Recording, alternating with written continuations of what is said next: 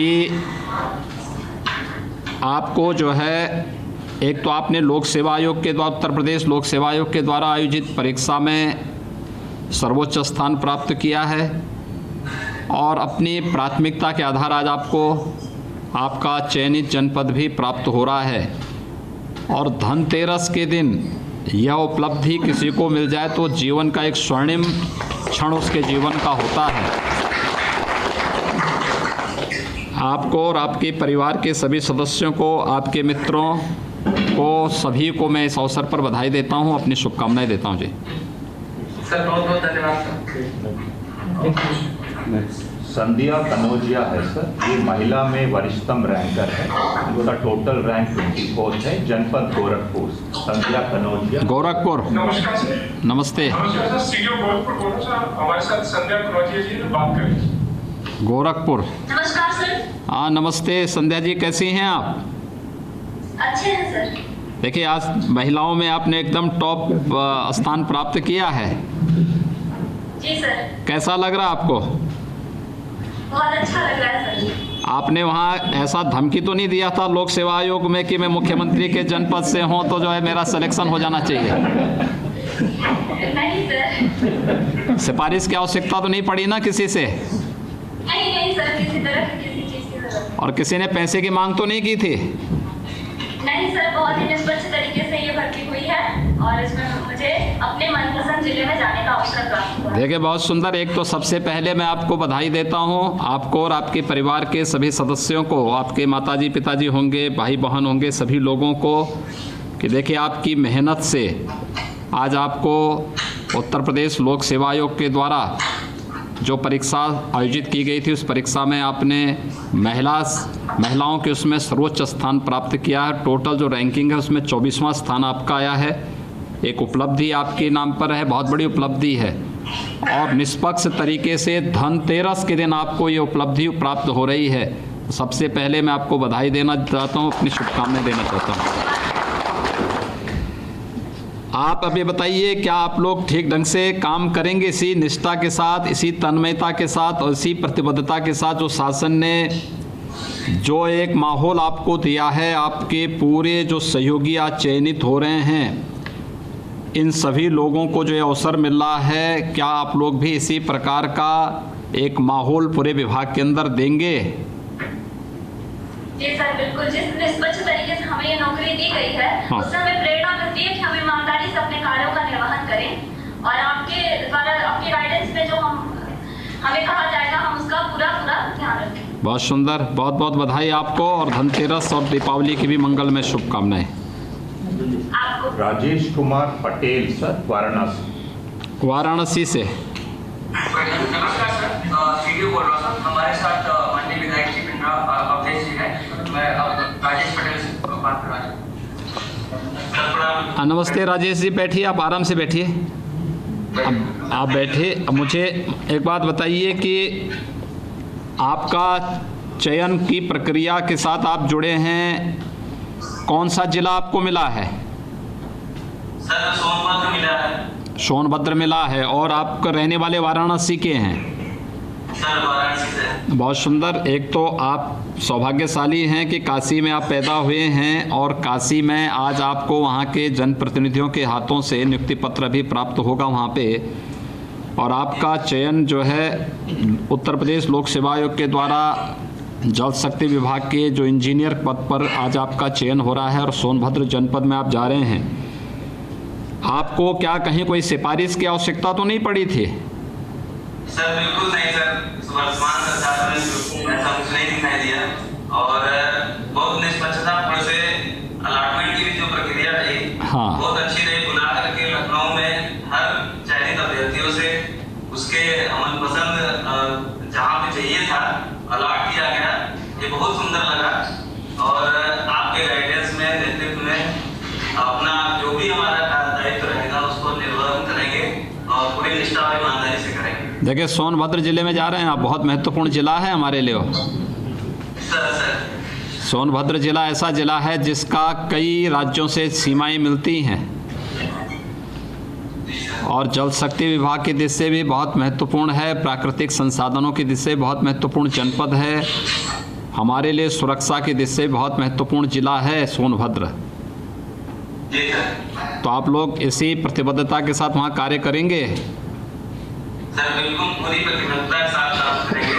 तो सर आज आप हम लोगों से बात करके जो भी आपका गाइडेंस में, आपके नेतृत्व में, मार्गदर्शन में और आशीर्वाद जो भी मिल रहा है, उसके साथ हम आगे भी अपना कार्य पूरी निष्ठा से करेंगे सर। चलिए, बहुत बहुत राजेश जी, आपको और आपके परिवार के सभी सदस्यों को, आपके मित्रों को आज के इस अवसर पर मैं हृदय से बधाई देता हूं और धनतेरस और दीपावली की मंगलमय शुभकामनाएं भी देता हूं। राहुल उपाध्याय झांसी। राहुल उपाध्याय झांसी। नमस्कार सर, सीडीओ झांसी बोल रहा हूँ। सर हमारे साथ श्री राजीव सिंह पारिशा जी विधायक की अध्यक्षता कर रहे हैं और राहुल उपाध्याय जी नवचयनित अभ्यर्थी आपसे बात करेंगे सर। राहुल जी, जी सर। कैसे हैं आप? जी सर, बहुत अच्छे हैं सर।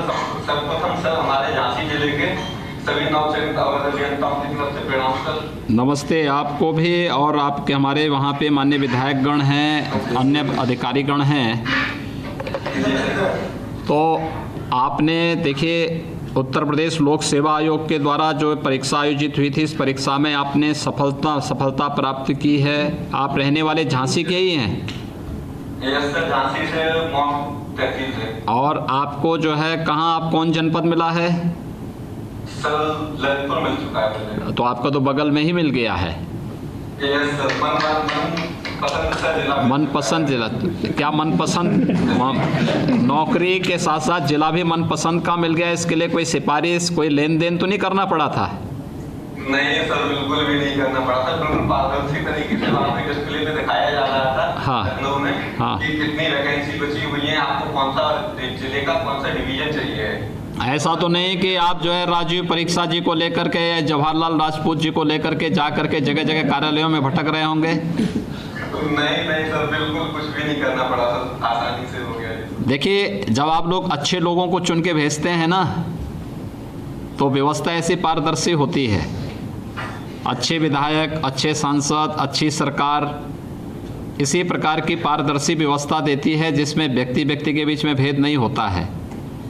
योग्यता, क्षमता और अवसर सबको समान रूप से देने का एक प्रयास होता है और उसका परिणाम होता है कि समाज का हर तबका उससे लाभान्वित होता है और व्यवस्था के साथ बराबर का भागीदार बनता है।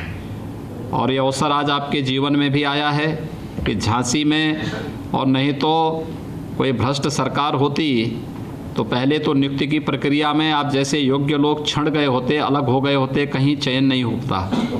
दूसरा, जिस किसी का भाग्य देता भी वो किसी प्रकार से पा भी जाता, तो उसके बाद क्या स्थिति होती कि वहाँ पर नियुक्ति की प्रक्रिया को लेकर के भी फिर कार्यालयों में बाबुओं के चक्कर लगाते लगाते जूते चप्पल घिस जाते। अंत में व्यक्ति बोलता है यार इससे अच्छा तो घर ही में रह के काम कर लूँ अपना। तो ये स्थिति दोनों से अलग हट कर के तकनीक का उपयोग करते हुए पूरे पारदर्शी तरीके से चयन की प्रक्रिया भी और बाद में पदस्थापना की प्रक्रिया को भी जिस पारदर्शी तरीके से विभाग ने अपनाया है, ये वास्तव में इसका श्रेय जनता को जाता है और जनता के द्वारा चुने गए जनप्रतिनिधियों को, जिनको विधायक के रूप में आप लोगों ने चुना है, इनकी मेहनत को जाता है कि आज इस प्रकार की व्यवस्था हम देने में सफल हो पाए हैं। मैं आपको इसके लिए बहुत बहुत बधाई देता हूं, आपको और आपके परिवार के लोगों को, कि देखिए एक उपलब्धि आपने हासिल की और इस उपलब्धि के बल पर आप लोग इसी प्रकार की मेहनत करके प्रदेश के अंदर परिणाम भी देने का कार्य करेंगे।